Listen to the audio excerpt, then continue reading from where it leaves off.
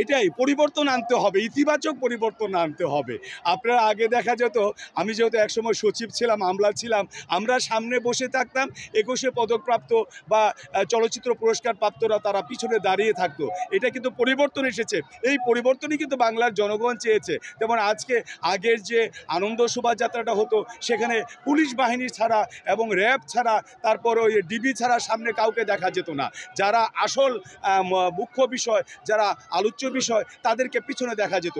এবার কিন্তু সেই বেষ্টনীটা ছিল না। হ্যাঁ, দুপাশে বেষ্টনী ছিল নিরাপত্তার জন্য, কিন্তু তাদের সামনে ইউনিফর্মধারী লোকগুলি যারা সরকারি চাকরিজীবী আমার মতো চাকরগিরি করে, তাদেরকে দেখিনি। দেখেছি জনগণকে, দেখেছি বিভিন্ন নৃগোষ্ঠীকে, দেখেছি বিভিন্ন সাংস্কৃতিক সংগঠনের ব্যক্তিবর্গকে। এটা ইতিবাচক পরিবর্তন, এই পরিবর্তন চাই। এই জনগণের জন্য আমরা, জনগণের জন্য আইন প্রয়োগকারী সংস্থা, জনগণের জন্য আমলা, জনগণের জন্য আর্মি।